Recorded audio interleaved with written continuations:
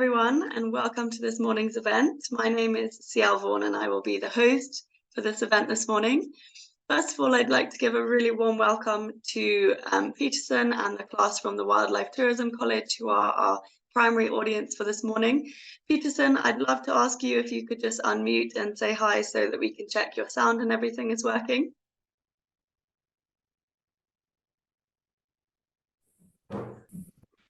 Hello. Hi everyone, great to have you here. Okay, perfect. Thanks, Peterson. You can mute now. We can see you all. Hi everyone. Okay, so of course, welcome to WTC. Welcome to everyone else in the audience watching this wonderful talk that we have today. We have two wonderful speakers talking about Enonkishu Conservancy, one of the conservancies in the Greater Mara ecosystem. And I would like to start off by introducing our first speaker, Sean Anderson. Sean was born and raised in Zimbabwe, but after university in Cape Town, he moved to Kenya in 2002 to launch a career spanning education, conservation, travel, and the hospitality sections. Sean's day job is the managing director of the ACTS group, which provides niche education, hospitality, and travel services through various brands and entities across sub-Saharan Africa. Sean has been involved in the Mara Conservancy movement since 2010, where he was initially a founding partner in Naboisho Conservancy, and he then went on to serve as the independent chair of the board for 5 years. He now fulfills that same role in Enonkishu Conservancy, and he also shares as an independent board member of the Masai Mara Wildlife Conservancies Association. So thank you so much, Sean, for doing this for us. Our second speaker today is Lawrence Mbelati. Lawrence is the current general manager of both Enonkishu and Enonkishu Conservancies. And from 2016 to 2006 to 2015, he served as the land and natural officer at the Monyoito Pastoral Integrated Development Organization. That's a mouthful. In 2015, he joined the Masai Mara Wildlife Conservancies Association as a land administrator, where he's responsible for the conservancy and ecosystem management plans, development, and lease registration. Lawrence holds a degree in climate change adaptation from the University of Nairobi and a Bachelor of Arts in Sustainable Human Development from the Catholic University of East Africa. So thank you so much to Sean and Lawrence. Welcome. Thank you for giving us this talk. Just a little bit of housekeeping for this event. We will have a Q&A session after Lawrence and Sean have finished speaking. So if you do think of any questions as the talk is going along, please feel free to pop them in the chat and I will read them out after the talk is finished. Or once the talk is done, you can feel free to use the hand raise icon to ask a question, or even turn your camera on and ask your question personally if you're feeling brave. So welcome everyone again. Thank you so much to Sean and Lawrence. I'm going to stop sharing my screen now and invite them to share their screen and give their wonderful talk. Thank you. Great, thanks, Ciel, and good morning, everyone. It's great to be with you. Lawrence and I are going to tag team on this presentation, so I'm just going to share my screen so you can see some slides that we'll chat through together. And yeah, we've titled this Making Conservation Work on the Mara's Northern Edge, discussing the Enonkishu Conservancy model, and just to share a little bit of our story and the work that we're doing up on the northern edge of the Greater Mara ecosystem in Enonkishu. So a little bit more about us. As Ciel said, I was born and raised in Zimbabwe, but have been in Kenya now for 18 or 19 years full-time, very much home. All my children were born here. I've always been passionate about conservation, always been passionate about the wildlife and the wild places of Africa, and always been intrigued by finding models that make it work, not only for the animals, but also for the people who live with the animals and who also use the land surrounding these wildlife areas. I think in Zimbabwe, where I was growing up, a lot of this conservation work had to do with finding these pristine areas, making sure that they were protected in the form of national parks or hunting concessions. And I was just amazed when I came across the conservancy model in the Mara, this idea of landowners coming together to look after their own land and the wildlife that's on the land in a way that benefits those landowners, but also protects the wildlife that's there. And so, yeah, my first exposure was in 2010. Dixon Kaelo, who many of you will know is now the CEO of Kenya Wildlife Conservancies Association. He was very involved in the setup of several conservancies in the Mara, but at that time, highly engaged in the setup of Mabosho Conservancy in 2010. And he asked me whether one of the brands that we were running through our tourism and education company, whether we'd be open to starting a gap year program in Mabosho Conservancy. And so we partnered together with the founders of Mabosho Conservancies to start that program back in 2010. And that was the precursor for the volunteer program, which is still running now, even at the Wildlife Tourism College in Parliament, and was wonderful to be part of those early days in Mabosho. We went on as a company to start Encounter Mara, safari camp in Mabosho, and we were tourism partners there between 2011 and 2015. And when we exited from that as a business, I was asked to stay on as an independent chair in Mabosho. Served in that position on the board for about 5 years, and then when it was time for me to rotate off of the board, I was asked by Enonkishu, who were in a process of formalizing leases and governance structures, to come on board with them. That must have been in 2021, and I've been doing that actually end of 2020. So I've been doing that for the last 2.5 years. And as CL said, that's not my day job. This is something that I do as a passion project, and where I can serve in the conservancies. But my day job is really in running a group of companies that's involved with education, tourism, and hospitality. I live in Limuru, in the highlands of Kenya. Many of you will know it's a bit cooler than down in the Mara, but I go back and forth to the Mara for quarterly board meetings, and then Enonkishu, where we support Lawrence and his team there from a governance point of view. We'll share a bit more on that later. But Lawrence, do you want to give any further introduction to yourself? Yeah, sure. So thank you so much, Chairman, and the rest of the team. As indicated, my name is Lawrence Mbelati, and I am a Maasai from Kajiado County. And I grew up in Kajiado. Went to school there, my primary and some part of my secondary. And after my university, I joined a human rights-based organization, which is more dealing with land right and land advocacy. The name is Manyoto Pastoralist Integrated Development Organization, which was actually working among the Maasai indigenous people of Kenya and Tanzania. And I was working in the capacity of land and natural resources right officer. And thereafter, maybe at around 2015, I joined Masai Mara Wildlife Conservancy Association, where I was working as a land administrator, and my key roles was the issue of lease signings, lease development, lease signing, and lease registrations. And another main item was the issue of capacity building and also land management. And in land management, I was actually involved in development of each conservancy management plan, which is a requirement for every formation of each conservancy. And also, I've also been very much involved working as more of a coordinator during the development of Masai Mara Ecosystem Management Plan, which was approved by the county and also the Ministry of Tourism and Wildlife.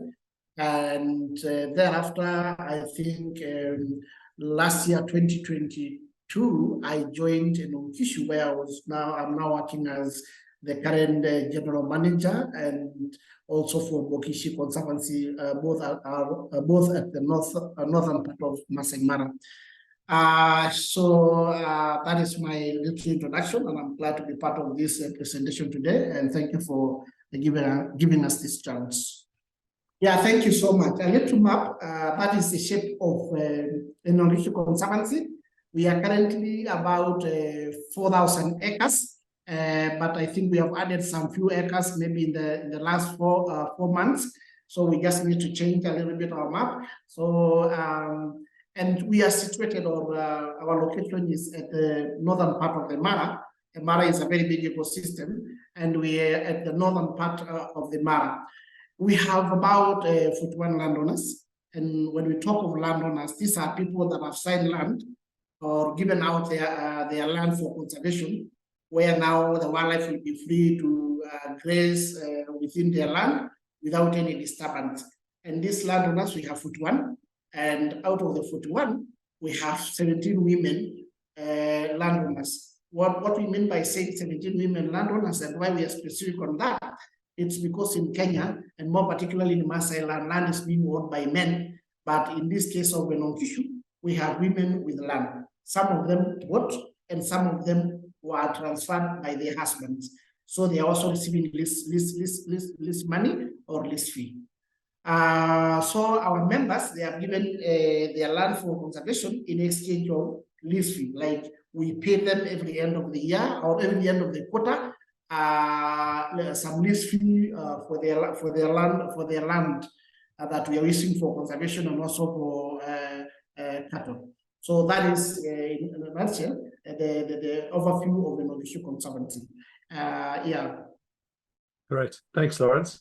Yeah, we just wanted to share a little bit of our thinking behind vision and mission and strategy as a board at Enonkishu. So 2.5 years ago, when the Conservancy was really formalized with leases and the functioning board, we sat down and said, well, if we're going to be making decisions and setting strategic direction for the Conservancy, we better really understand why we exist, why we're doing what we're doing, and what we're trying to achieve.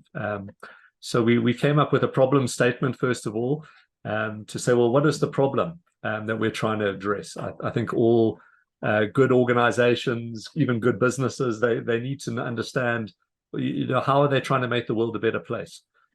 So the problem statement that we came out with was that the land is degraded and fragmented, biodiversity has suffered, and livelihoods have been threatened. So what are we going to do about that? Well, we said we exist as a conservancy to make conservation work. For who? For land, for wildlife, and people in the Northern Mara. And I think this really underlines the importance of having multiple bottom lines when you're working in the conservancy space. We need to make sure that all stakeholders are flourishing out of the work that we're doing. The land is obviously the resource, which is providing the benefits, which is providing the ecosystem services, which can bring benefit both to wildlife and people. So looking after the land is hugely important. But then also making sure that wildlife is protected and is able to flourish and to grow in diversity and in numbers. And then the people, the landowners, and also the partners who are bringing investment into the Northern Mara, figuring out how do we make this all work together for the common good is our mission or our purpose statement. So what are we driving towards? What is our winning aspiration? What does it look like to win? You can think about this as, what is the top of the mountain that we are trying to climb as a conservancy? And for us, we said that we can say that we've won or we've reached the top of the mountain if we can become a leading model for preferred land use. And I think that's important because there's lots of alternative land uses that are options for landowners, especially in the Northern Mara, where on our boundaries we have farmland. Even parts of the Conservancy were farmland before the Conservancy came into being. And so we always have to be proving ourselves to be the very best possible choice of land use in the Northern Mara. And if we can do that, we believe that we can achieve this vision of securing the long-term conservation, not just of our little conservancy, but actually of the Northern Mara ecosystem. Values, we felt this was important to discuss as a team, not just where we're going, but what type of people will we be along the way? How will we treat each other? What will the culture of the conservancy, of the organization be? And this was a fascinating discussion, coming in for me as an independent chair into a situation where there were landowners and tourism investors who already had relationship with one another, to hear them unpack, what is in their DNA, how do they want to treat each other along this journey towards this vision. Love was something that came out very strongly, and might be surprising to you to hear this talked about in a boardroom, but they really said, we want to treat each other with love. We want to care for one another. We want to look after one another along the way as stakeholders in this conservancy. We want to stand with each other through hard times, through tragedy, and I've really seen that actually lived out by this conservancy. Honesty and fairness, transparency is a word that's often associated with that. But I think we all know that in community-based conservation, there has to be trust between the partners that are involved. And for there to be trust, there has to be confidence that there's honesty and there's fairness at play, that benefits are being shared in an equitable manner, that resources are being taken care of for the common good, that revenues are being openly declared, that occupancies are being disclosed in an open way. Results orientated, we didn't want to just talk, we actually wanted to get things done holistic. We recognize that when you're trying to make conservation work for land, wildlife, and people, we have to look at things holistically. It's a very dynamic landscape that we work in.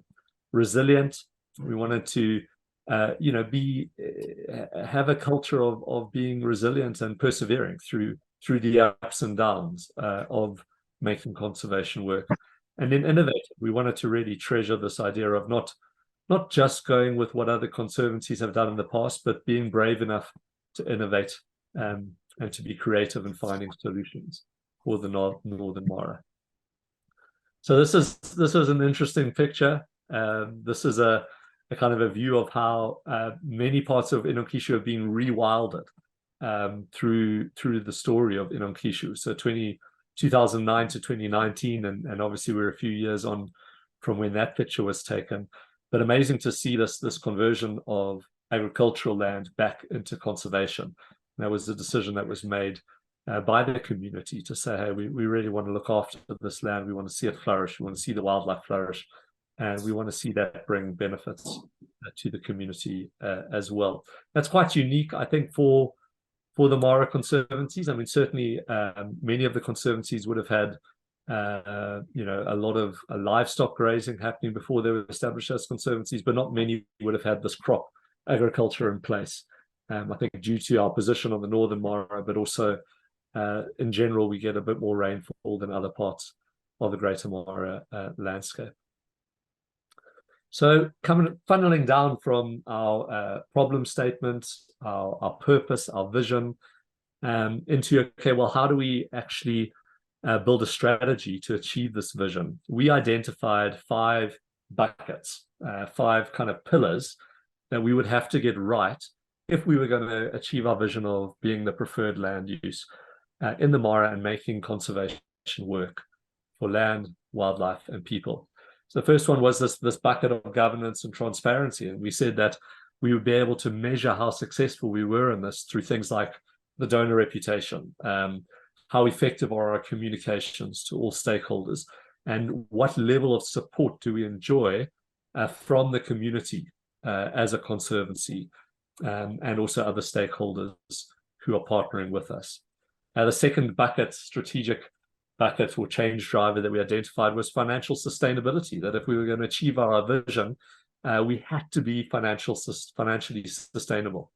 And how would we know if we're doing that? Well, we would have to be confident that we have the most beneficial land use option for landowners. So if you look at the bucket of benefits being provided by the Conservancy, we would have to be able to say, yes, we are providing the most beneficial land use in the Northern Mara. We also said we'd have to consistently be covering our operating costs. So primarily that's the lease costs and the management costs, that we would have to consistently be seeing ourselves covering that through our own revenue streams and not being reliant on donor funding. And in order to do that, we would have to see diverse income streams flowing in so that we weren't over-reliant, for example, on tourism, which we all saw through COVID, how dangerous that can be.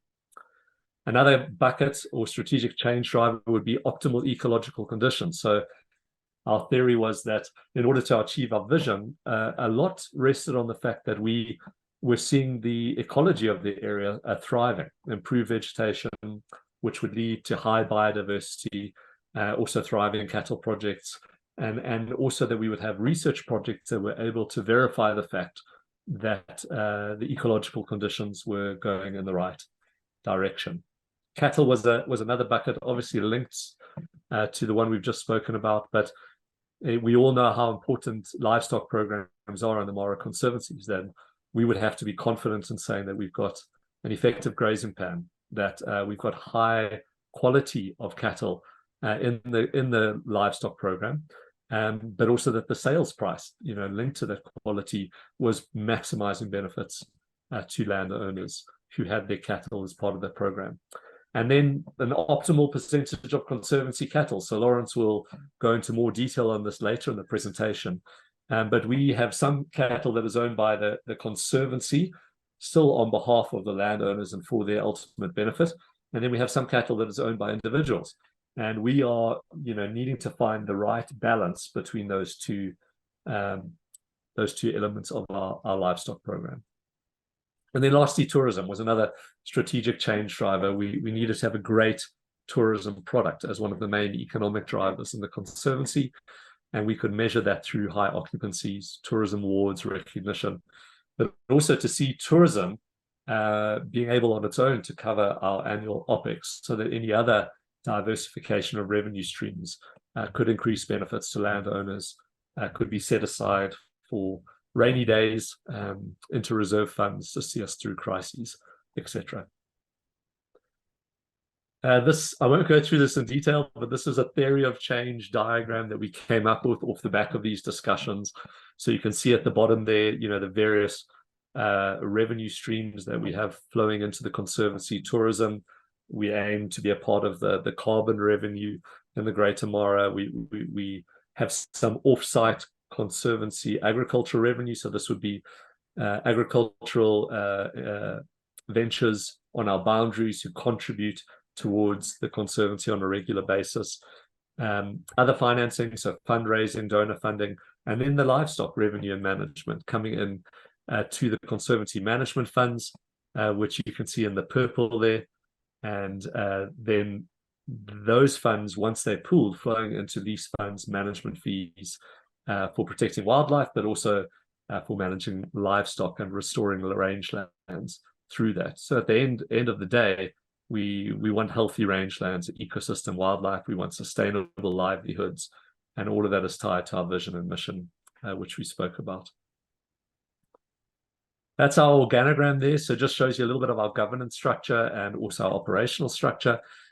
So at the top, maybe I can just get a little laser pen out, just pointer, so I can point for you. We have our landowners who elect 3 representatives to our boards. So the chair of the cooperative, which is our landowner entity, treasurer, secretary, and then we have seats with 3 tourism partners sitting on our board. One of those is House in the Wild. Another one is Naratoy, which is safari homes, over 30 that are owned by individuals. They elect a representative to sit on a board. And then we have a seat for one more tourism partner, which we will be onboarding in the coming months, I believe. Currently, Naratoy has got 2 seats on our board, filling that position. And then I sit as an independent chair. So the idea there is that in the governance structure, you have equal representation on the board between landowners and tourism investors, and then somebody chairing that board who is independent, who doesn't have any financial interest in either the land or the tourism ventures. We have some conservation advisor who also speaks into board matters. He's funded by a non-profit that pays for some of his time to be supporting us.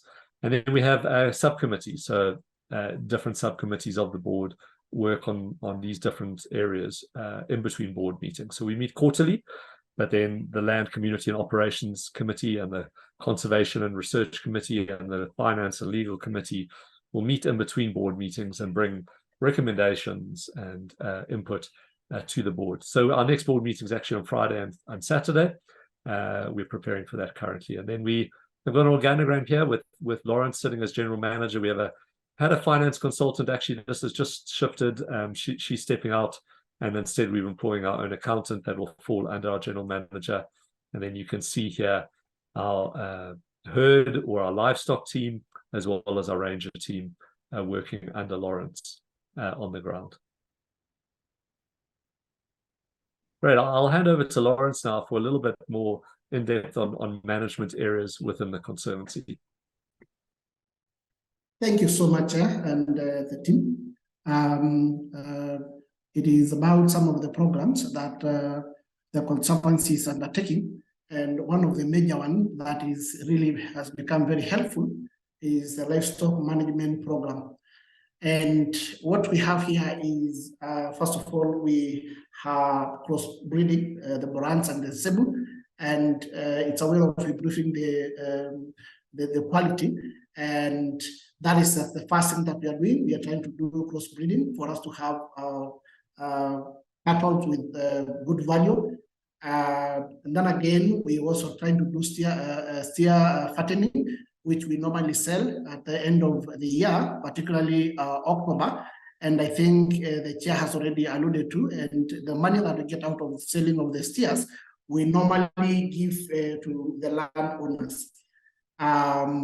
Another thing is we are getting money out of the steers. We get money. You see that we've improved breed. If you look at the last photo there, we have improved breed. The first photo is a comparison of the two kind of breeds that we have, the Cebu and the Boran. If you look at the brown cow, or the brown cow, it is only 6 months, and it has really gained a lot of weight compared to the other one that is a little bit white, which is actually 1 year, and it has a Zebu. But if you look at the weight and also the kind of value, they're actually different. The good thing about the two, they are they are resilient to diseases, and also they are very compatible with the kind of climate we have here. So generally, we are trying to add value to our cows for us to get value or to get a lot of money out of sales of these cows. That is project number one that we do. Next slide. So we also do holistic grazing management. And what we normally do, we have two seasons. We have the dry season, and also we have the wet season. In the wet season, we first of all, how we do it, we normally gather together between the landowners, the rangers, and also the herders, and we consult each other, and we agree on how we are going to move together for this both seasons. When we are doing this, we do a lot of consultation, and it is always an activity that is done in the field within the Conservancy and within the blocks that we have, because in each and every Conservancy, not each and every place, we have blocks. First, we have 9 main blocks, and then we have in each main block, we have what we call micro blocks. So we go and make a decision when we are exactly at the field. During the wet season, what we look at is the speed of grass grazing movement, matching the growth of the pasture. And number 2, we normally give grass recovery period of between 40 to 90 days. That means that when we move to the next block, the next time we are coming back to the first block, we take a period of about 40 to 90 days for recovery. And if you look at the photo down here, what we are trying to demonstrate is that between the middle, this is the period that we are supposed to give grass to recover, and then we come at the end of 40 days or 90 days and start grazing back in the same area. When it is dry season, we now need to conserve and at the same time utilize our forage in a little bit wise way, because we do not have grass growing. So we just trying to see to make sure that we graze fewer number of days, and in those fewer number of days, we're also trying to look at wildlife, because this land is used between wildlife and livestock. So in these 2 times, the dry season and also the grace period, we are also considering the wildlife. So, and the main thing that we need to learn here is we are using livestock as a tractor. That is what we call the dung. We are using livestock as a tractor, where now they impact the ground using their hooves and urination, and also putting the dung. And because of that, the area become a little bit fertilized. And because of that, we get grass growing back again. So maybe the next slide.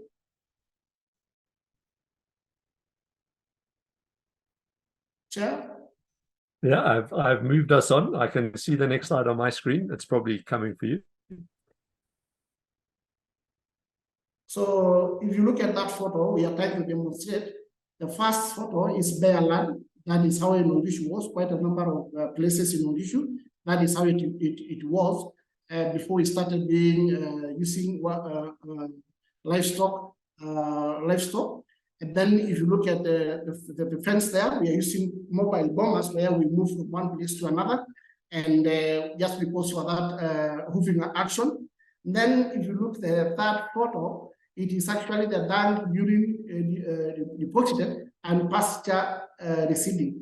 Then if you look the second photo that is being pointed by the arrows, it is just a way of demonstrating after a few months of living that area, there is a lot of change. And the big photo, it is a demonstration to show how we have been moving from one place, because when we take our mobile bombers, we do not just allow the cows to stay in one place, but rather they move from one place, maybe few meters away from the first place. Maybe they stay one night, then the next night we move them. And then after some time, when we live out of that block, we always notice and experience a lot of changes. Then the second, that slide there is the ripple effect. So you see, when we started, it was bare land. Another thing that we get out of holistic management, it is regenerative grazing and livestock improvement. How we do it and what we get out of that is quality and quantity and quality of grass, soil compatibility, vegetation species diversity. Then another thing that we get out, or the benefit that we get out of that, is the increase or the effect of wildlife density, species diversity, and species abundance. Then if you look at the last one, we get a lot of increase in revenue that is coming out from wildlife tourism, or increased revenue from tourism. These are people who are coming to do game drive with us, and we get money out of that. Next.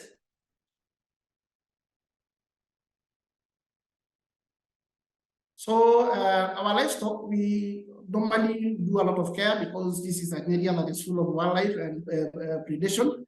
And so we have our rangers, night guards that are taking care of wildlife.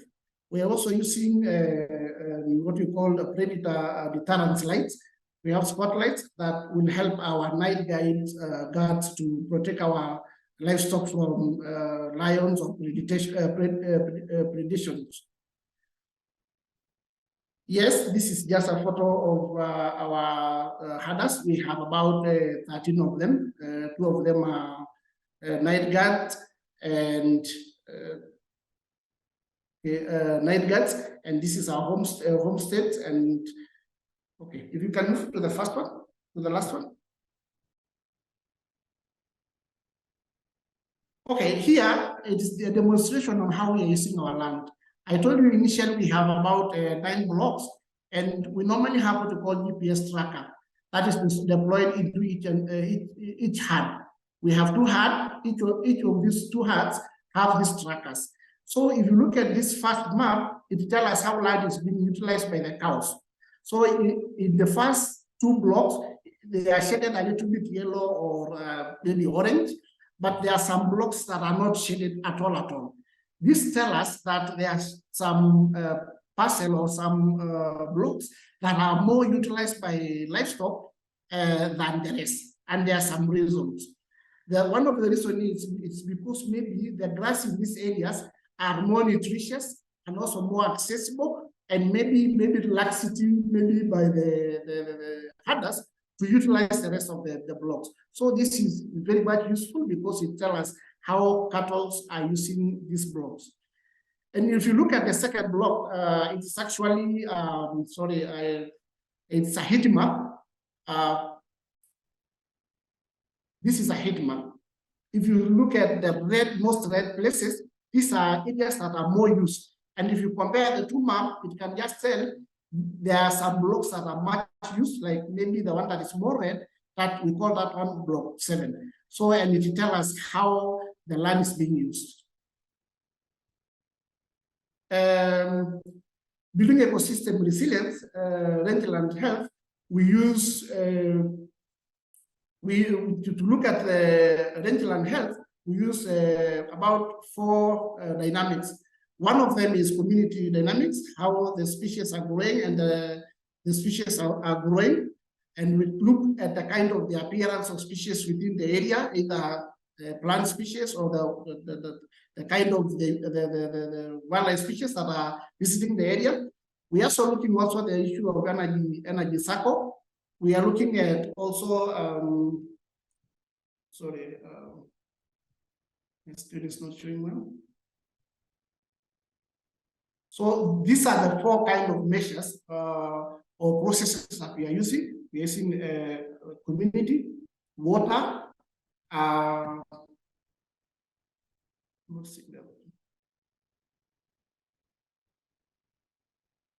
yeah.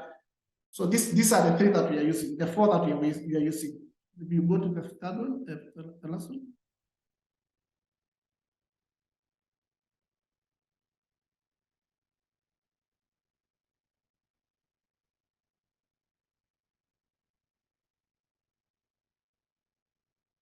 These are the tools. We have a manometer and a tape measure.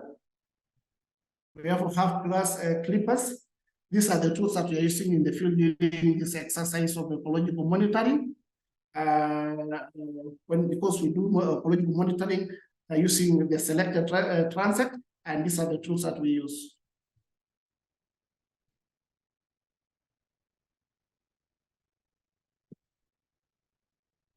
The photo here is trying to show the impact of our ecological monitoring and also our grazing management. This is the same kind of block. 2017, we will normally take a photo with what we call a time-series photo of the same place taken in the same month, but different years. So in 2017, this is how it was looking like. It was a little bit bare. There's no enough grass. We go to 2019 and it is a little bit different. And in 2020, there's a big change. In 2022, yes, the grass is a little bit dry, but there's a big change. And then, so that is how we kind of monitor the change by taking time series photos of the same place in different years.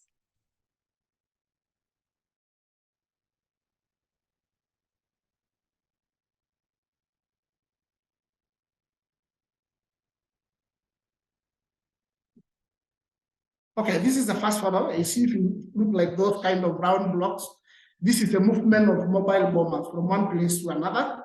And if you look at the green one, there is a difference because we are just trying to demonstrate that if you move the mobile bombers and you allow that area to stay for maybe 2 or 3 months, there is a little bit of change. You see some kind of grass emerging or receding, and it will change. And this is a way that we've been using to kind of restore land, or let's say change the land cover.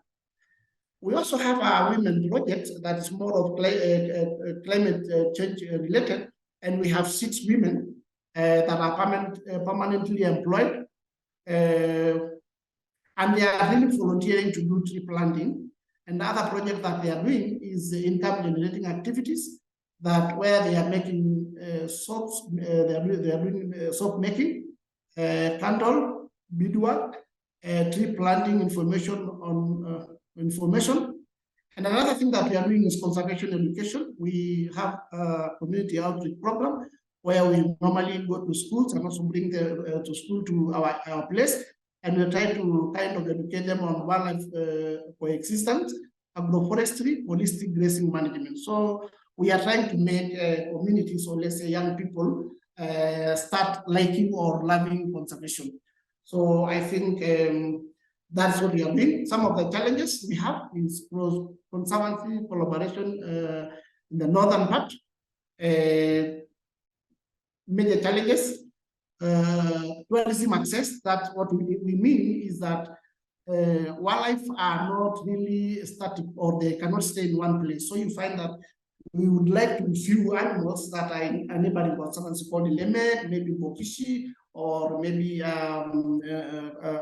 Choro. So we move, there is that kind of access, and sometimes some conservancies may decide to block some of the conservancy from viewing animals from their conservancies. It's a little challenge, but we are almost outgoing, or let's say we are overcoming it, and that is one of our major challenges. Sustainable expansion of Northern Mara Conservancy. We have new conservancies that are coming up, and for good relationship and also for the issue of tourism access, we are trying to kind of build up a network, or let's say develop a company that will bring all these conservancies together, and we put regulation together, the regulation of operation that will help us to have access without much restriction and benefit out of those access. Another thing is getting stakeholders' interest and politics. There are a lot of politics in conservation, including even in the land owners, who are also our stakeholders, towards partners, and general politics of the country. And it is an issue because some of the decisions are made that are beyond conservancies, and we have to adapt, or we have to work with because it is coming from the government. So, and for instance, we also have some institutions such as AWS, forests, and stuff like that.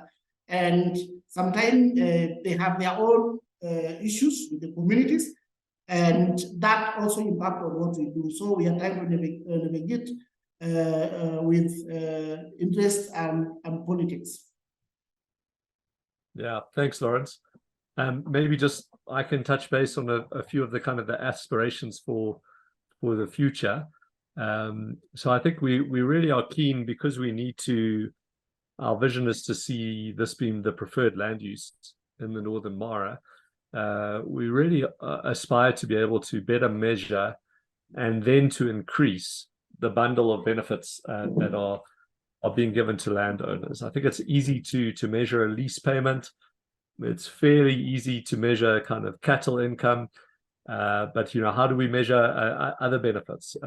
Employment that's created, community development projects, even just some of the cultural pillars that are maintained and looked after through having the land in an open space. What about the value of the land increasing over time as it flourishes under this management? How do we measure all those things in a way that we can make it clear that this is, a wonderful way for landowners to use their land?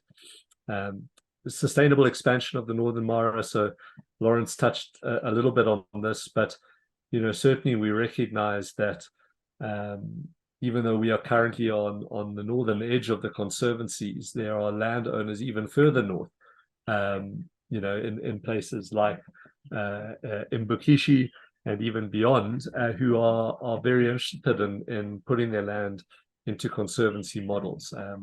How do we help to be a catalyst for that as a conservancy? How do we help to secure funding for that? How do we help to come up with creative ways of approaching those models like Parliament that are a little bit different to ways that it's been done in perhaps areas that are closer to the National Reserve? Joint management structures also very important. So as Lawrence was talking about, we're a small conservancy, only 4,000 acres. That's not large enough to sustain tourism enterprises. So access to surrounding conservancies is very important for us. Places like Olchoro and Lamek Enonkishu as the wildlife improves there, the tourism product improves there. And also because we are small, we really struggle for economies of scale. So the cost of us managing Enonkishu per acre is very high compared to larger conservancies, where you have a manager like Lawrence. We need economies of scale for our senior management team. That's why we're partnering with Enonkishu on their roles. So how do we get cooperation going in the Northern Mara so that there are better management structures in place? There is more efficiencies in place through economies of scale. And then Lawrence, I don't know if you want to talk about the last two, the diverse revenue streams and the Mara Training Center. So yeah, thank you so much again. And about the functioning Mara Training Center, Enonkishu is hosting a Softly Institute hub for some years now, and we do normally training for communities or those people who would like to know much about holistic management and regenerative grazing. And we have an institute, or let's say a hub around here, which is accredited. But in some way, just since 2020, during COVID, we were a little bit down, and we'd like to make it more functional again. And out of it, we do training, but again, we would also like to train people on ecological outcome verification. And just because we'd like to do kind of maybe later in the days as a revenue stream, would like to do maybe beef importing, or let's say import our beef, and do many other things about that will give landowners some revenues. But it is just good for us to know, as much as we are doing training and impacting people and many communities, we are also kind of getting, we would like to be getting also, we would like to make it a revenue stream, where now whoever will be trained will also be paying us some money for us to be able to sustain our conservancy and make our landowners and tourist partners happy. So that is exactly the point. Great, thanks, Lawrence. So just a couple of pictures here. We also have a hill within the boundary of the Conservancy, Kileleone. That's the highest point in the Mara. So that's something unique about the Conservancy. You see a couple of pictures just showing the coexistence of wildlife and communities and livestock as well, which really is what we're all about, making conservation work for land and wildlife and people. That's the end of the presentation. So yeah, thank you very much for listening, and we welcome questions, and over to you, Ciel. Fantastic. Thank you so much, Lawrence. Thank you so much, Sean. Really, really incredible to learn about all the work that you're doing at Enonkishu. I particularly love, it's very interesting that you started with a problem statement. I think oftentimes, you think where on earth to start when you're looking at conservation, and I think you really broke it down and how you got to the solutions you have, and I think that's really interesting. Really great to see the kind of framework that you could be creating for other conservancies to use, and that you used a very poignant word for me, which was innovate. I think it's really important in conservation. We need to be innovating all the time because things are constantly changing, and we need to be looking at new and innovative solutions. So thank you very much. We do have one question in the chat that I will start off with. So question from Hugh Gibbon. Thanks, Hugh. Are you able to monitor any key indicator species, plants and mammals?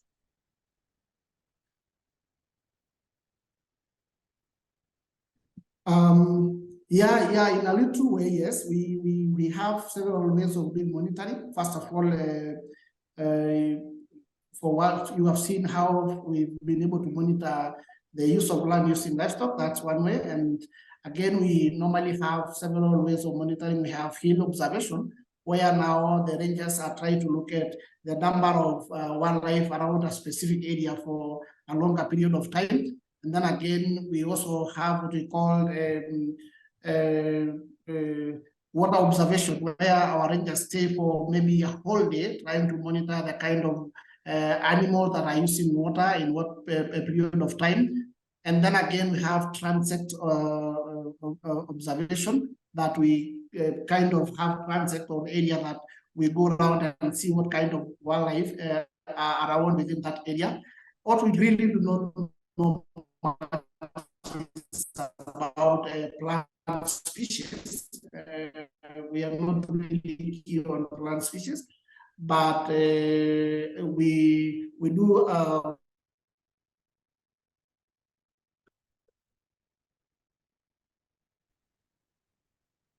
I think maybe Lawrence has cut out there a little bit, but maybe just to add that we also cooperate with researchers across the landscape. So Mara Predator program, we are in cooperation with them, especially on things like wild dog, which we tend to have more wild dog sightings in the northern Mara than other parts of the landscape. And so feeding back on key species like that, information, data, sightings, etc. And their researchers come into the Conservancy on a regular basis, as well as Mara Elephant Project and Mara Raptor Project and others. We're very open-handed with research opportunities. Love to have researchers coming through, being based in the Conservancy and sharing knowledge with neighbours as well. Fantastic. Thank you, Sean. I see Lawrence has turned his video off. I think that's probably a good idea. Sometimes we do have these issues with connectivity. We've got questions flooding in now. So I am going to go to our next question in the chat from Alfayo. Do you integrate the community knowledge in your ecological monitoring? And there's a second question as well. And how do you also ensure the community adhere to the grazing plan, especially those who come from the neighboring conservancies? Okay, I think about integration, community integration, I think, yes, we do a lot of integration. First of all, I've mentioned when I was talking about grazing planning, you find that most of the key decisions are made in the field in front of landowners who are part of the community, and also the rangers, and that is part of integration. Like in any decision that we make sure that we have the landowners being part of that decision. Biodiversity credit, and maybe I can leave that one to the chair to answer, but generally on the issue of the lease, I just mentioned earlier that how we do is those landowners, 41 landowners, we assign a lease with them, and we normally pay them money for their lease. Like every end of the quarter, we pay all the landowner for their lease or money for their land. Yeah. So I think one thing just to add on the how do we ensure everyone's adhering to the grazing policy. I think that's always a challenge, especially during dry times. When obviously there's a lot of need. I think in general, from what I've seen across conservancies, Enonkishu's done really well in this by insisting that all cattle coming into the conservancy form part of the conservancy herds and work under our employed grazers, whereas other conservancies, you'll see grazing blocks established, but landowners can send their cattle in with their own herders from all different angles, and that becomes very difficult to control and monitor. So I think by having conservancy herds, that whether those individual animals are part of the conservancy herd or whether they are belonging to an individual, they both go in the same group, they go both with the same herder, really helps us with control. I will say, in times of severe drought, there's huge pressure, not so much from neighboring conservancies, but from pastoralists from other parts of the country, flooding into the area if there's more grass with us. And that's something we just work through with our landowners. And often it's the landowners who have to put down the boundary and say, hey, enough's enough. There's only so much that we can help with. This grass is there for the landowners who've set this land aside. But that's not always easy when you can see people are suffering and desperate. So we do try and navigate that carefully to avoid conflict and to keep good relation with neighboring communities as well. Great, thank you very much for that, Lawrence. Sean, I understand it can be very difficult situation sometimes, and I guess you just have to navigate it as and when those issues arise. Ben, Rubibi, you've had your hand up for a very long time. I will go to your question first, and then I think we should take some questions from our primary audience, WTC, and then I will head back into the chat. So Ben? Hello, can you hear me well? Yes, we can. Okay, thank you. My name is Ben Johnson Rubibi, and I'm from Rwanda. I have interest in conservation, agriculture, and community development. So I had a question. Can you explain how you persuaded farmers to switch from crop farming to land for wildlife, and what benefits they have now compared to growing crops for money and food? Thank you. Yeah, it's a great question, Ben. I think the Enonkishu story was quite unique because you had both Maasai landowners who were doing farming on their land, but there was also a larger commercial farmer, 2,000 acres, Tarquin Wood, who wanted to convert his land into for conservation and for tourism. And so it was really a discussion between this commercial farmer and the Maasai community were also farming and saying, hey, could we see something better coming from this land than the farming that we are currently doing? So that discussion was initiated back in, I think, 2013, 14. And it was really a cost-benefit analysis, I guess, of trying to understand what are we earning now from agriculture? What are the risks associated with doing that? Bad rainfall seasons, etc. Do expose you as a farmer, even though the earnings can be good in the good years. But then also looking, beyond just the straight commercials to saying, well, what is the condition of our land? Is it thriving under this agriculture, this monoculture that we're doing, or are we seeing the land being degraded slowly? And then in addition to that, what about the cultural aspects? Is the agriculture, the maize farming or the wheat farming, is it enhancing, the cultural way of life that the Maasai community hold dear to, or is it actually taking away the opportunity for open spaces, for a pastoralist way of life, for livestock to flourish? Enonkishu is a word that actually means place of healthy cattle. So I think a lot of the motivation was to say, we actually want to get rid of this monoculture in order to bring a different model that allows the cattle to thrive and to have the healthiest cattle possible. And a belief that could be compatible with wildlife and tourism as a funding mechanism, I think were main drivers. That's my impression. I wasn't part of those discussions back in 2013 and 14, but that's the story that I've heard told by the stakeholders on the ground. Great, thank you, Sean. And yeah, fantastic question. Thank you, Ben. Okay, I am going to go to WTC now, Peterson, to see if you have any questions on your side. Yes, we do. Great. Hi, everyone. I'm Taki Turan. I have a question. What are the challenges facing you as a Enonkishu Conservancy? My second question is, how do you deal with live wire fence located around the conservancy? Thank you. Sorry, could you repeat the second part of the question? How do we deal I've not with... even heard both. If you can just repeat both. Yeah, the first question was, what are the challenges facing us as a conservancy? And the second question was, how do we deal with something surrounding the conservancy? I couldn't hear what that was. Okay, maybe I can go for the first one. Is, what are the challenges facing you as a Enonkishu Conservancy? And my second question is, how do you deal with live wire fence located around the conservancy? Okay, fencing. Thank you. Around the conservancy. Right, thank you. Can I answer the first one? Please do. Yes, thank you so much. I think there are several challenges. First of all, as you heard, we have really been able to manage grazing in our area, and in most cases during the drought time, we normally get a lot of pressure from other people from Kajiado, from the other part of Narok, flooding to our conservancy in sick or when getting assistance for grass for their livestock or for their cattle.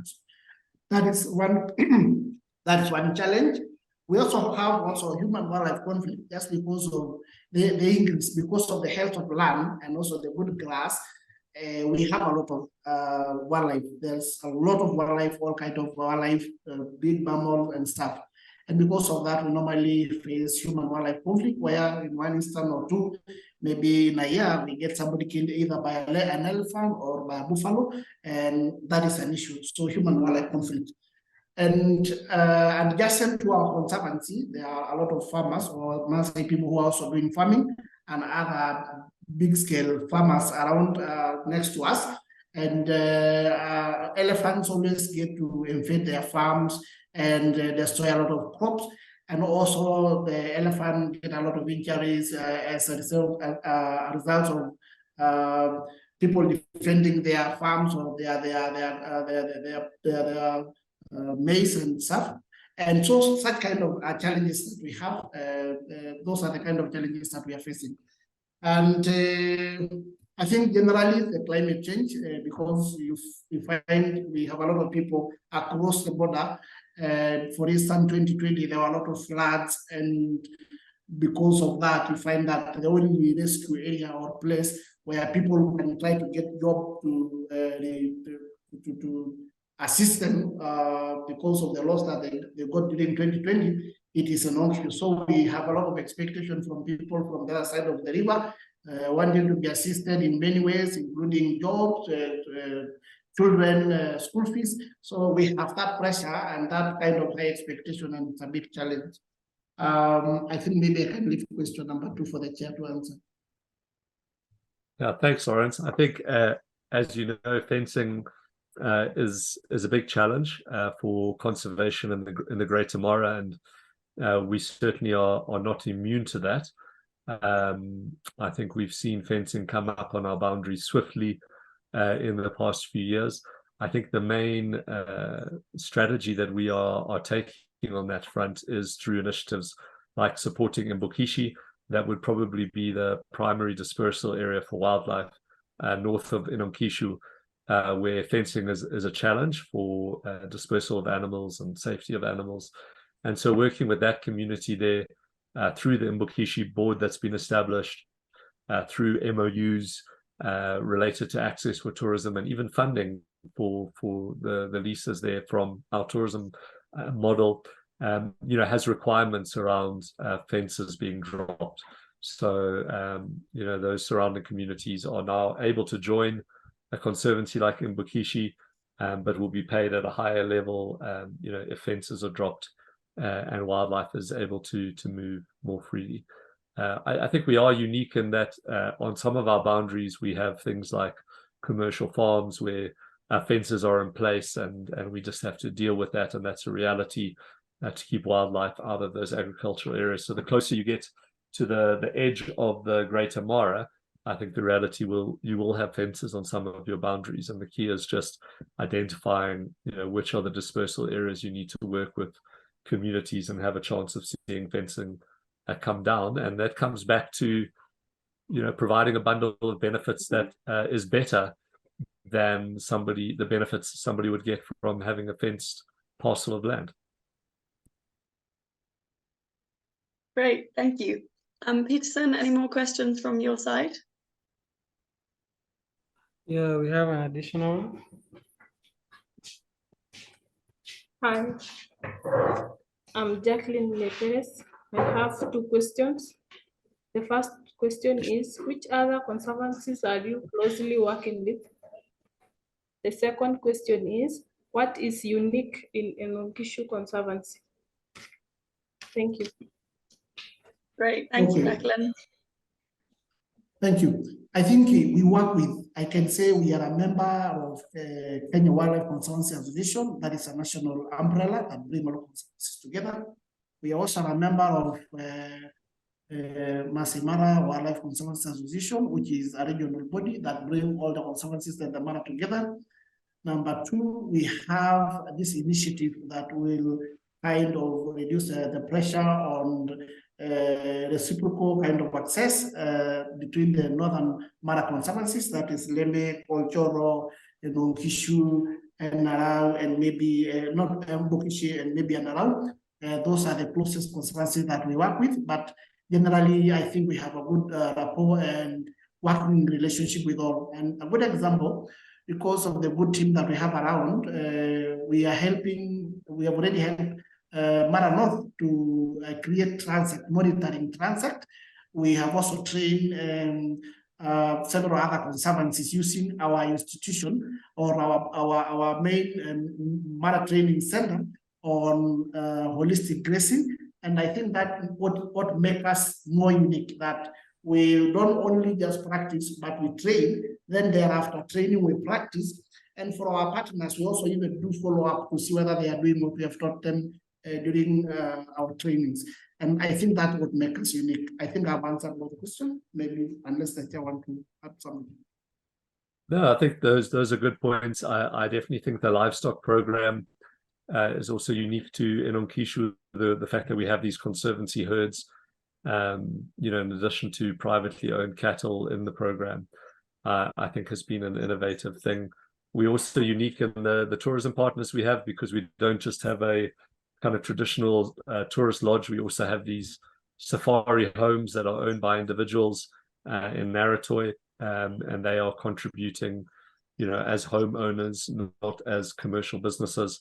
Which has really got some strengths. I think we've seen from that, for example, during COVID, the Naratoy homeowners, I think, were the only investors in the conservancies in the Mara that were able to continue paying their dues, even through a collapse in tourism. So whilst they are investors, they're not reliant on international guests. They are paying for the right to use the area as homeowners. I think we've also seen that they come with a network of potential donors and supporters, philanthropists, that has been really helpful in supporting various initiatives in the Mara as well. So that would be another unique point. I think in our governance structures, we have some unique things as well. We are one of the few conservancies that actually collects all conservation fees, not just to stay with tourism partners in order to pay license fees, but actually all of the conservation fees come into the management company's accounts in a transparent way. And then from there, they go out to pay management, to pay leases, and any surplus is a matter of discussion for the board to increase benefits to landowners, but as well as improving management on the ground. So that would also be another unique factor for Enonkishu. Fantastic, thank you. Peterson, any final questions from you?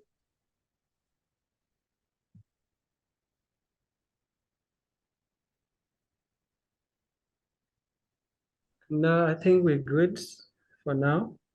Okay, fantastic. Thank you for those great questions, WTC. So we have lots and lots of questions in the chat. This is really fantastic. Thank you, everyone. We're so excited that we've got such an engaging conversation to have now with our speakers. So thank you for all of your questions. I'm just going to make my way slowly through the ones in the chat now. First of all, we have a question from Emmanuel Ngumbi. How do you balance livestock wildlife needs, especially with regards to grazing resources within a core conservation area? Good question. I think how we balance is by using the holistic management or grazing plans. So what we do is we use the blocks, and what we came to realize, because we are able to control the cow, we are using the cow to manage land. And so anytime we move from one area to from one block to another, it is becoming obvious, and it's becoming automatic that wildlife also moves following the livestock. So there is no commotion, there is no contradiction, and in some cases, you find some wildlife like the wild beast. Most of the grazers are actually grazing with livestock, so there's no much commotion. But I think what is helping us is the grazing plan. So anytime we move, you find that the next any place that the cows move out of that area, the wildlife follows. So we are using grazing plan. Great, thank you. Thanks, Emmanuel, for your question. We have another question from George asking, Lawrence, if you could touch a little bit on conservancy governance. think Sean did touch a little bit on that just recently in that last question. So George, I hope that is enough for you. If not, please pop another message down below in the chat and we can come back to that in a little bit. I'm very aware that we have only WTC only for another 45 minutes or so, so I want to make my way through these questions and get as many answered as possible. Another question from Stuart Thompson. Do you think there is any scope for conservancies in general and Enonkishu in particular to move towards operating a biodiversity credit scheme, which is attracting very considerable investor attention globally, as an alternative income stream used to pay lease fees? Yeah, hello, Stu. Great to have you in the room, and great question.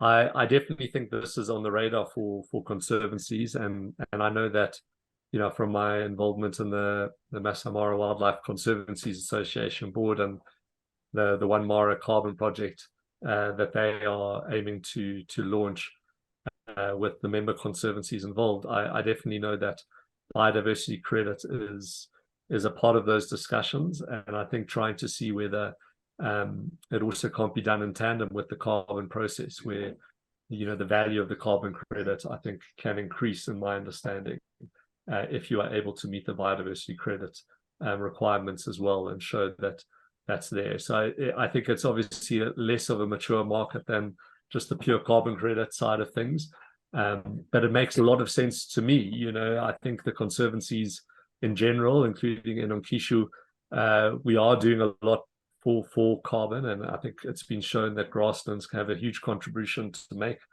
you know, in that sphere. And there's also forested areas and parts of the Mara, but you know, arguably it's the biodiversity increase that we can be most proud of and have the most to shout about. And so I think it would be silly for us to move forward with a credit scheme that didn't include a biodiversity component.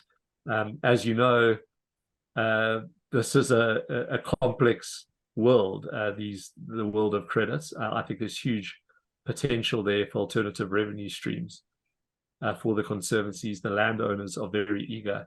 There's also a lot of suspicion around, you know, how are these going to work? How much are the brokers going to take? Who's going to be the middlemen involved? Can we do this alone as individual conservancies? The consensus seems to be it's going to be a lot smarter to move in unison with a broader conservancy group. But how do you then coordinate everyone's interest to pull it off is not an easy task. But I'm hopeful, and I think it would be a huge missed opportunity not to pursue both carbon and biodiversity. CL, can I just come back on that? Yeah, absolutely. Please do. Hi, Sean, and hi, Lawrence. Thanks for your presentation, fellas. Always good to hear about what's happening in Enonkishu. Just a little bit more on that, Sean. With the announcement or the takeover last week of the TNFD, on Wall Street, effectively, there is, I think, a huge opportunity to move into biodiversity credits. I just wonder whether individual conservancies are likely to ever be in a place, given the upfront costings that are likely to be in place, or whether it would be fall to either KWCA or even MMWCA to coordinate within maybe even one or two pilot studies within a conservancy. And of course, within Enonkishu being very much at the forefront of collecting biodiversity data, which is a big component part of the overall algorithm, effectively.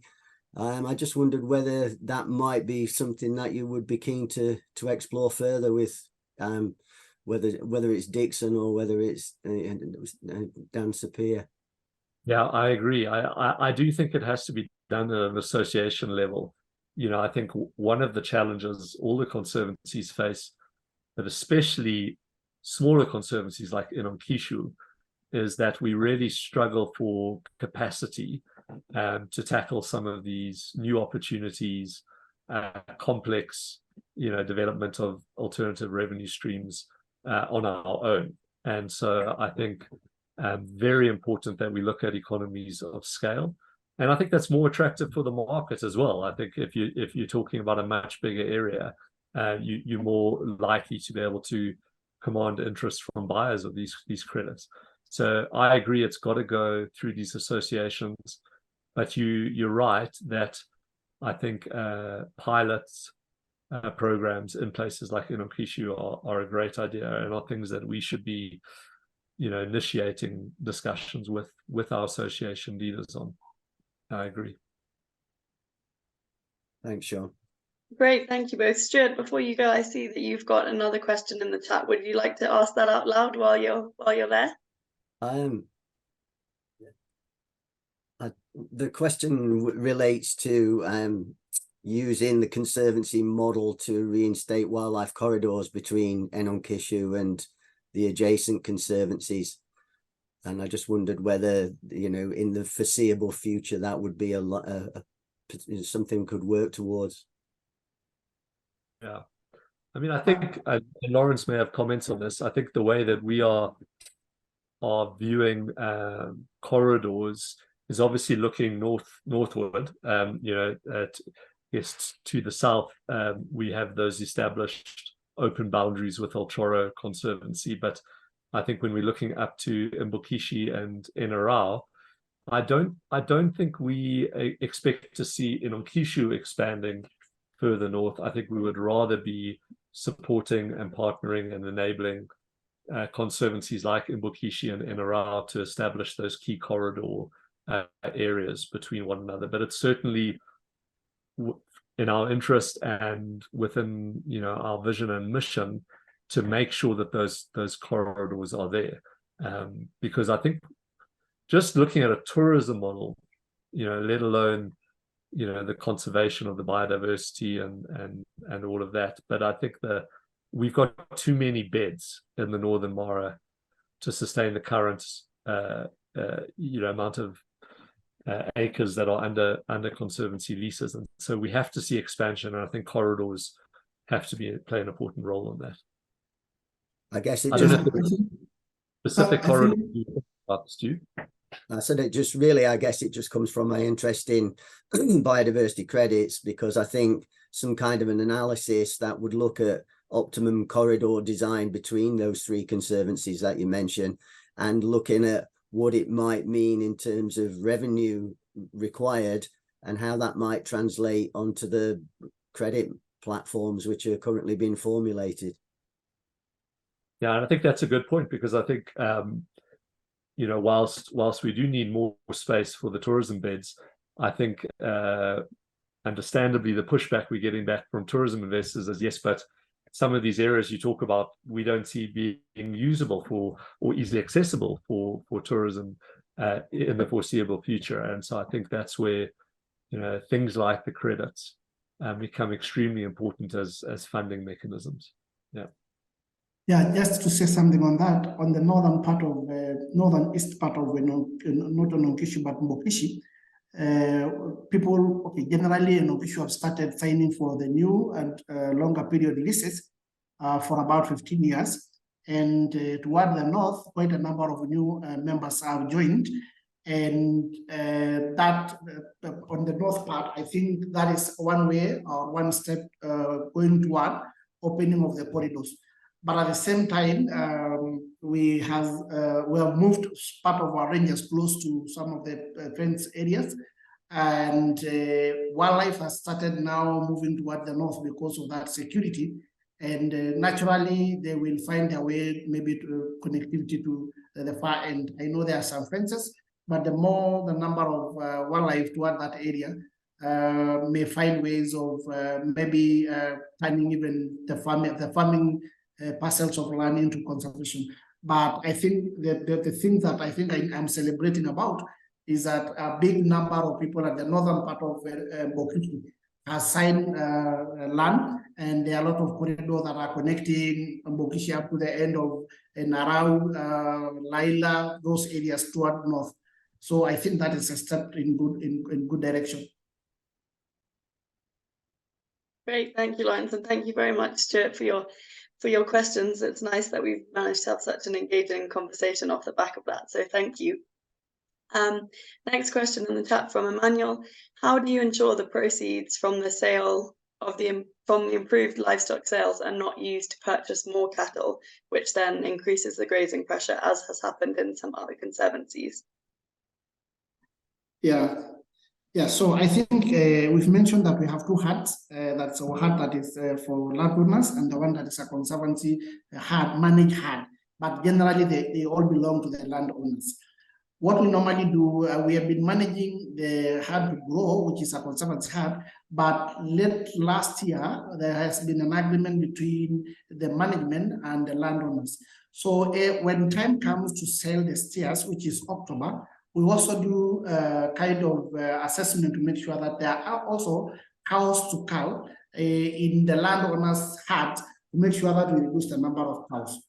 And when we reduce, we do not really allow them to buy more cows, but rather use that money for other means. And so we are almost going to do that again. And I think it's a way to reduce the pressure from conservation for wildlife to get more room to graze around. And I think currently we have a big challenge. We are over stock, unless we have a lot of cattle around. And now we are thinking on how now to reduce by selling and make sure that the landowners will not get or will not buy more cows, but will remain constant for some time. So that's how we are going to do. And I think with that kind of direction, we will be able to manage between wildlife and livestock. Great, thank you. And then we do also but we also charge them highly. If we want to have a herd around, we must charge them for every expense, because like for medicine, we buy the medicine, but we charge them during release. So the moment the money, their list fee reduced, they know it's because of the cow expenditure, then now it becomes painful for them to bring more because we'll charge more. Yeah, absolutely. Thank you, Lawrence. There's another question here from Emmanuel as well, but I do feel that that's sort of been answered. And then again, another question from Emmanuel. Emmanuel, thank you so much for all your fantastic questions. He says he's very impressed by your integration of ICT using GPS in tracking livestock movement to inform decisions related to range management. So how are you maximizing on the information generated to ensure an even utilization of conservancy as a way of avoiding land degradation? Okay. I'm sure Cha will add, but he mentioned that we work closely with other institutions such as Mara Elephant Project. We also work with other predators project. And these are the kind of the institution that we share information with. We have also researchers that are working with us on ecological management, and we share this kind of information and data with them. And out of that, we produce a quarterly report that we'll share with the rest of the stakeholders for them to see what kind of changes are within our ecosystem or within our conservancies. So that's how we use the data with the rest of the stakeholders. Yeah, I think we are still growing in this, to be honest, as well. I think we want to make sure that the data that we are collecting is actually informing management decisions. I think one thing that we've done that I'm excited about is we've established a conservancy dashboard with some maps, shows us what's happening with leases.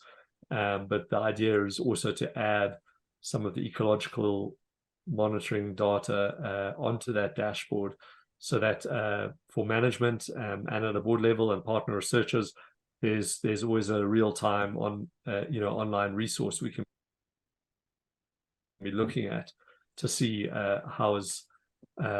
what is happening in the conservancy, so that we can be more data driven in our decision making. Great, thank you very much. And then we just have a comment here from Alfayo Luta. Sorry if I'm not pronouncing that correctly. He says, good work, Sean. Lawrence, please pass on regards to Lashan and Bolton. I presume that you know each other from somewhere. And yeah, for the good work. And saying, I visited the Conservancy in March and witnessed the great job you guys are doing to manage the rangelands. So really well done. Thank you for those comments, Alfayo. And then another question from Emmanuel here, saying, is there any room for partnership and an exchange program? So Emmanuel is someone that we ourselves have also worked with at ShareScreen, and he is part of the African Fund for Endangered Wildlife, working together with the Giraffe Centre. And he says that they would be interested in the application of technology to monitor giraffe movement, and they would really like to support your conservation education programs.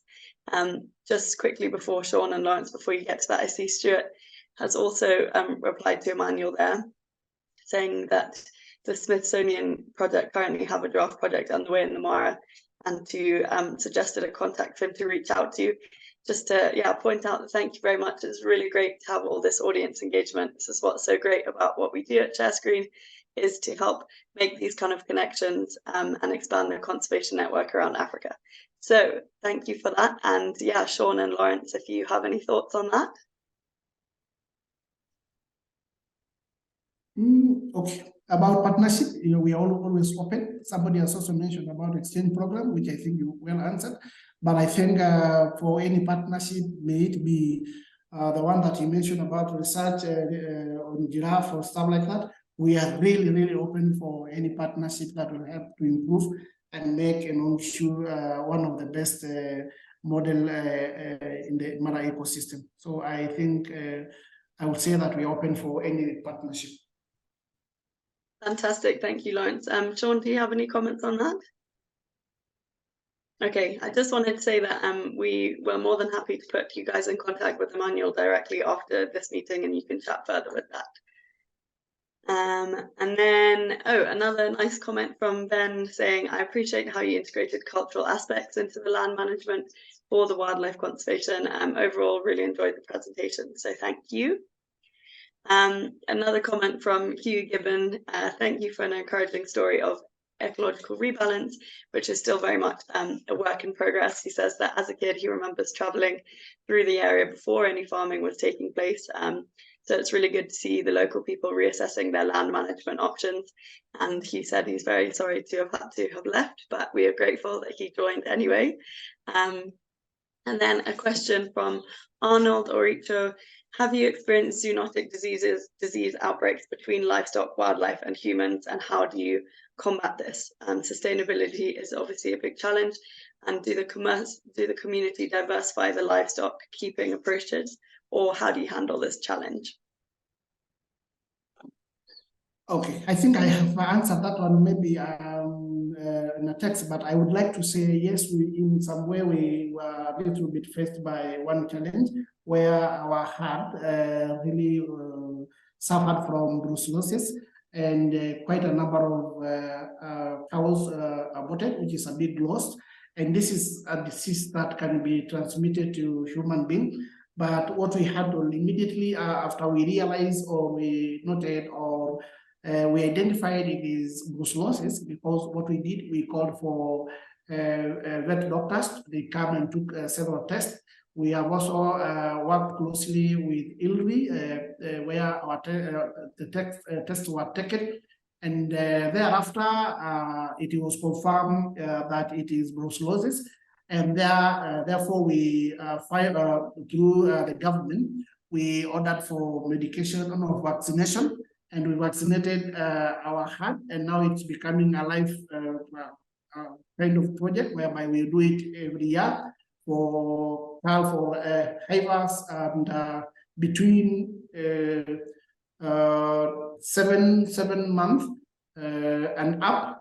So that's how we are handling. And also we had the community awareness, just telling them or assisting them to know this is that can be transmitted and it is dangerous. So we help them to understand that, and we also bought some kind of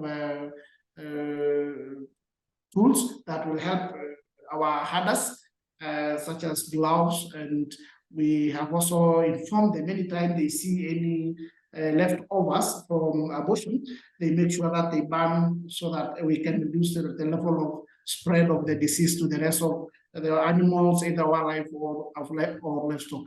That is how we have handled. And, yeah, I think that's how we have handled it. Okay, great. Thank you for that, Lawrence. We do have, I see quite a few questions in the chat from Eric and Kutfoy. Eric, I see that your camera is on. Is there any chance you'd like to unmute and ask the questions yourself?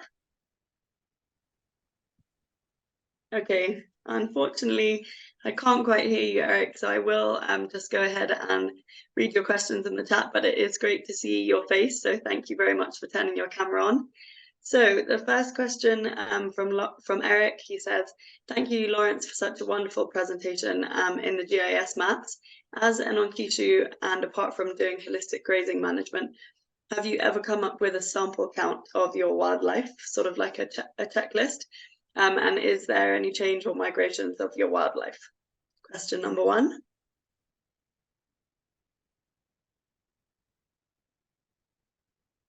So wildlife count, we normally do live use transit to count our wildlife, and we do that monthly. So it's something that we do. That is an exercise that is being done by a technical team of young men that are within our office. So they do it monthly. I think that is answered. Yeah, question number 2. Okay, fantastic. Thank you. Yeah, just in between those two questions from Eric, a comment from Emmanuel saying, good work on conservancy model and strategic actions using the holistic management scheme. So thank you for that really sweet comment, Emmanuel. Next question from Eric, how is the transition in terms of conservation when it comes to the younger generation? Good question, Eric. Thank you.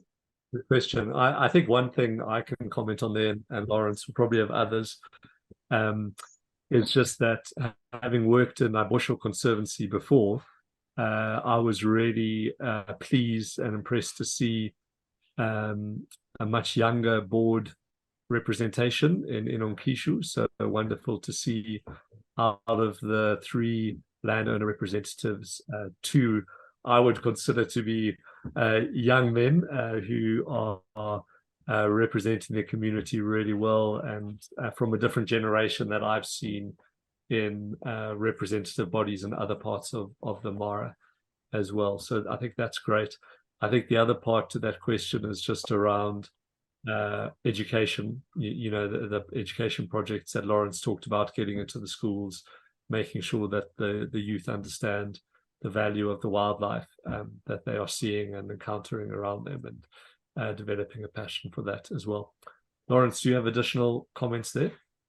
No, I think you've said it all, Chair. Yeah, it's just about the having rich outreach program where we go to school, and also we bring them to school, and we also do what we call young rangers, where we give them certificate so that they can also grow like protecting wildlife and loving wildlife, and also liking biodiversity. And it's a way to motivate them for them to start taking care or conserving the environment. Yeah. Great, thank you very much. And Eric's got one more question here, asking whether you could have any kind of local works projects intervention in Enonkishu. And if you sort of already do, how are you bringing economic development or impacts to the local communities? Yeah, I think, Eric, are you referring to maybe the USAID local works projects? Yeah, I think, I mean, we don't directly deal with them. I mean, they've obviously been big supporters of Masai Mara Wildlife Conservancies Association, which we do get benefits from flowing down as being members of that conservancy. So I think that has been great. And I think the focus of those grants within MMWCA is really making sure that conservancy models themselves are maximizing economic benefits to landowners. I think when it comes to, you know, other economic developments and impacts to local communities, really we deal with this on a case-by-case basis as the community brings forward their needs into board meetings and says, hey, we have, you know, this project that we would like to do in the community. You know, I remember there was a power extension of power lines which involved the conservancy because it was cutting across conservancy land.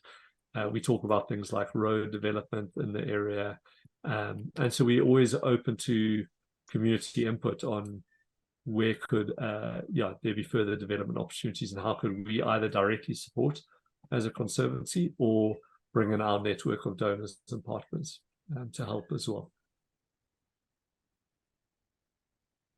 Great, thank you so much, and thank you again, Eric, for all those wonderful questions, and thank you for joining. We've got, I think, one final question here from Prudence in Commerce. She says, "Hi, Sean. She just caught you at the very end of your, at the beginning of the talk when you mentioned that you would also use joint management model, and she would like for you to please expand on that, sort of who's involved and how the community is involved in that." Yeah, I think maybe that's referring to, the joint management at a board level between landowners and tourism investors. And so, yeah, I think it's very important in conservancies that we strike that balance of making sure that landowners not only lease their land out and then step back and say, well, I've leased it to somebody, as long as I get paid, that's okay. But I think it's very important that landowners have a real voice in guiding the strategy, direction, and decision making in conservancies. And I think this is not unique to Enonkishu. We've seen it in other conservancies in the Mara well, to have 3 landowner representatives elected through landowner channels, 2 a board, 3 tourism investor representatives, and then some sort of independent chair, which is the role that I play in Enonkishu. And I think on the whole that works really well. It's not without its challenges. I think you really want a board that is making decisions based on the overall interest of the conservancy, what is best for the conservancy as a whole, what is going to help us to achieve our vision as a whole. The truth is in conservancies, you do have that at play, but you also have individual stakeholders who have interests for their own stakeholder groups that they're trying to represent and push for in meetings, and that's understandable. And this is a partnership between landowners and investors, but we have to make sure that the overall common good and the common vision of the conservancy remains front of mind, and not individual pockets of interest from certain stakeholder groups trumping that. So that's part of the challenge, but I think it works well, and I think we are learning more and more how to balance the different interests of the stakeholders, and to also make sure that when you do have, for example, young landowner board members being put into representative positions, that they are being supported and understanding what is their role, what does governance look like, and how can they make sure that they're not just there on paper, but they really are carrying a governance role and responsibility. Yeah, just to add on that, I think I have started by, when I was doing my introduction, I said I come from a different county from this place. I'm not a landowner, so there is kind of I am more of independent, just not close to the chair. But why I had to say that, it's because I want whoever asks about a government to see that what I have observed as an outsider is a level of equality between the tourist partners and the landowners. It seemed like, okay, not seen, but it's now becoming obvious that none of them is greater than the other one. Yes, we need a lot of kind of trust, but you find that they are equal in both ways. And again, there's a lot of autonomy in terms of work. The management is really, really free from any kind of interference from either side of the board. And I think, as you mentioned, the issue of young people being in the board, it's not only young people, but well educated. You find some of them, maybe one, I can just give 2 examples. I think 2 of them has their degree holders, and they are very young. They are even under 40, and very early 30. And so they are degree holders. They are children of the landowners, and they are young enough. So I think there is that kind of formation, or that kind of formation that make it the governance body work very well without a lot of interference. And I think also with the good leadership of now, a different person who in any case, if they have differences, we have a neutral party that will try to put sense into either team. And I'm sure normally, like any other institution, you have some differences here and there, but with the neutral chair, we'll bring the both team together and try to help each team see the sense out of any point of discussion. So I think that's how it is. And again, if you look at the landowners, they have their own independent institution that is also doing other activities, and that is a governance institution. And also, if you look at the tourist partners, they have their own independent activities. So after the board meeting, the management is left to do their own things, and everybody go and do their own independent businesses. Great, thank you so much, Lawrence. There's one final question in the chat, and sadly it will have to be our final question because we are running slightly out of time. This question is from Judon. Thank you for the nice presentation. Apart from genetic improvement of local breeds in the local communities, what other ways do you empower the community to have proper livestock management skills as a way of growing their herds? Okay. Yeah, I will start by answering. And I think one way we're doing it is we train herders. Like we have regular training on herders, like to train them on how to manage the herd, how to control the herd. That is one thing. And also the landowners. We also have time to time kind of training, including training them on holistic management, why we do what we do. So it's not a matter, they may not come and do herding or look after, but they will understand why the herders has to do what they do and why must we reduce the number of livestock to this level. So that is part of the training. So that is how we do with the community. We train them on what we do on our daily day-to-day activities in regards to livestock management, grazing management. So that's how we do. Great, thank you so much. And I think with that, we are out of questions and a little bit out of time. So I just want to say, first of all, huge thank you to Sean and Lawrence for donating their time and their knowledge to give us this amazing talk. Thank you so much as well to Peterson and all the students at the Wildlife Tourism College for being our primary audience and allowing us to put on this event. And thank you also for the rest of our wonderful audience. I've seen a lot of familiar faces over the course of this series, and it's really great to see people coming back and enjoying these events and asking some really fabulous questions that allows us to engage in a really great conversation. So thank you so much to everyone. There's also some really nice comments in the chat, so thank you for those. And just from all of us at Share Screen, I'm going to say goodbye and thank you, asanteni, asheoleng, all of the above. So thanks everyone. Thanks for being here, and see you again same time next week for another installment of this fantastic series about conservation in the Mara. Thank you very much.